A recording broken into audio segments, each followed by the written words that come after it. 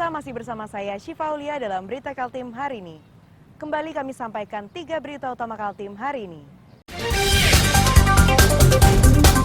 7 bulan jadi buronan, pelaku ilegal logging di Kabupaten Berau diringkus tim Gakum KLHK Kalimantan.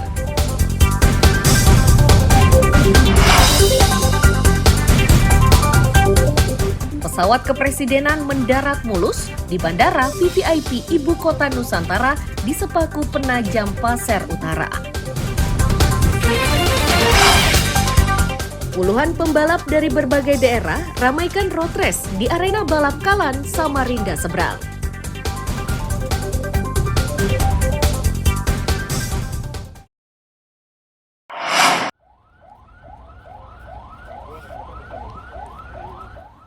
Pesawat kenegaraan jenis RJ-85 ini untuk pertama kalinya mendarat di Bandara VVIP Ibu Kota Negara Nusantara di Sepaku Penajam Pasir Utara. Pendaratan pertama pesawat kenegaraan yang mengangkut presiden itu berlangsung mulus dan lancar.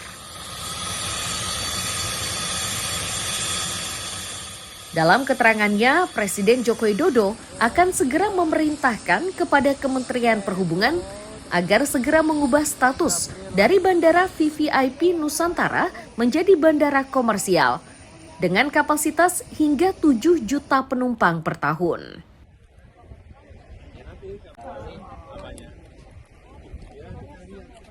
Alhamdulillah semuanya berjalan dengan lancar dan ini adalah pertama kali saya turun di Bandara Nusantara Airport yang sering banyak disampaikan ini adalah bandara VVIP. Saya tadi sudah perintahkan ke Pak Menteri Perhubungan agar segera diubah menjadi bandara komersial, airport komersial, airport untuk umum, bisa untuk haji, untuk umroh, dan untuk yang lain-lainnya.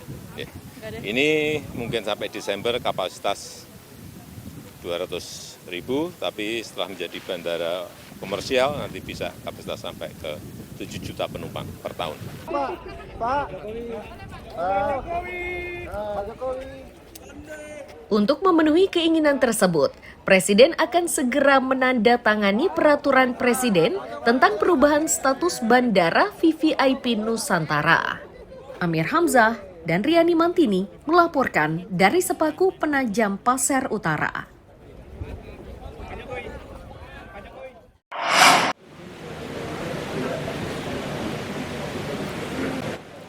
Pembangunan teras hutan Ibu Kota Nusantara di Sepaku Penajam Pasir Utara telah dimulai. Lokasinya berada di kawasan inti pusat pemerintahan atau KIPP dengan luas areal mencapai 2.000 meter persegi. Teras hutan Nusantara ini nantinya akan dijadikan sebagai ruang terbuka hijau dengan dilengkapi resort dan restoran.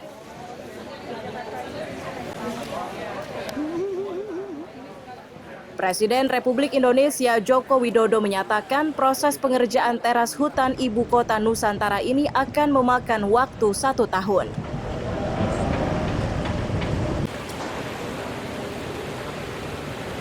Ibu Kota Nusantara baik pelataran ini akan menyediakan venue dan dining yang berkelasnya berkelas dunia. Ini akan dibangun di atas lahan kurang lebih 2.000 meter dan tadi Pak Joshua menyampaikan, saya tanya selesainya kapan Pak? Kalau ada investasi pasti saya tanya bukan mulainya, selesainya kapan? Kurang lebih 1 tahun.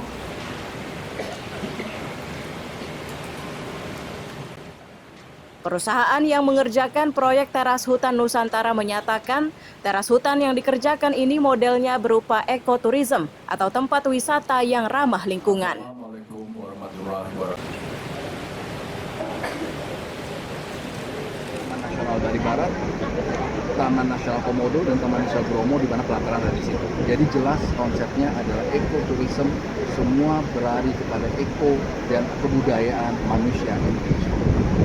Nilai investasinya berapa? Apa aja Pak? Di sini sementara jadi kita ada 2 lokasi. Ini lokasi pertama kita atau anchor location kita akan buat venue dan dining seperti Pak Presiden katakan. Kita ada lokasi di 1B yang kita akan kembangkan menjadi boutique resort. Pak, nilai investasinya berapa Pak untuk yang Nilai investasi sesuai PKS. berapa tuh Pak jumlahnya? Cukup besar. 1 triliun Pak. Oh, nilainya Pak? Cukup besar. Teras hutan ini nantinya akan dibangun di 2 lokasi, yakni di wilayah perencanaan atau WP1A dan WP1B. Dari 2 lokasi itu lahan yang dibutuhkan sebanyak 2 hektar. Amir Hamzah dan Riani Mantini melaporkan dari Sepaku Penajam, Pasir Utara.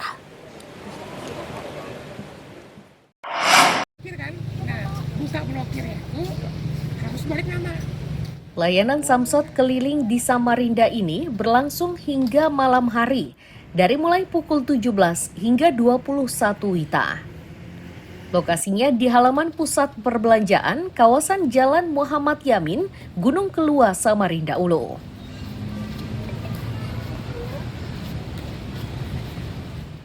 Warga menilai layanan ini memudahkannya, terutama bagi mereka yang memiliki aktivitas di siang hari. Kemudahan lain yang didapat adalah waktu. Pasalnya, membayar pajak kendaraan pada malam hari tidak membutuhkan waktu lama karena tidak ada antrean.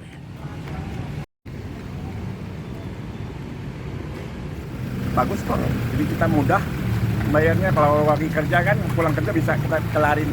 Oh gitu. Nah, ya kan? Jadi kalau siang memang berhalangan kerja ya? Kalau siang kadang-kadang kami kerja.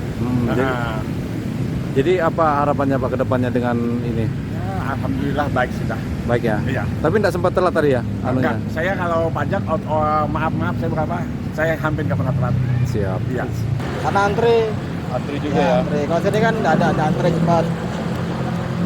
Kalau malam gini terganggu nggak jam kerjanya Bang? Nggak, kan istirahat kalau malam. Kalau siang kerja, enak malam loh. Enak malam ya? Enak malam. Siap. Apa harapannya nih Bang ke depannya nih Bang? Ya supaya Samsat peranannya lebih baik lagi lah. Di banyak cabang lah maksudnya. Banyak cabang ya? Jadi kita nggak ribet ngurusnya perpanjang pajak STNK.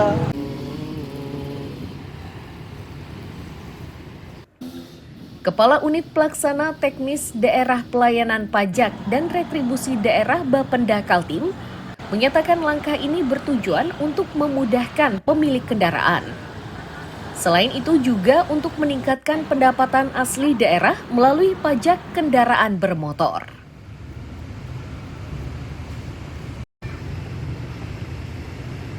Nah, jadi layanan Samsat malam ini salah satu upaya kami dalam rangka optimalisasi pendapatan daerah. Nah, jadi kami mengembangkan inovasi berupa layanan Samsat malam. Nah, dengan harapan dengan adanya layanan Samsat malam ini mempermudah masyarakat. Nah, kita ketahui mungkin masyarakat ini dia waktunya terbatas untuk datang langsung ke Samsat, misalnya tidak sempat kan. Jadi dengan adanya Samsat malam ini waktu untuk masyarakat itu ada untuk membayar pajak.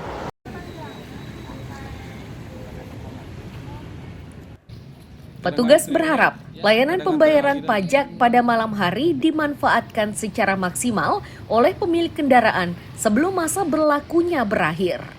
Iswanto melaporkan dari Samarinda.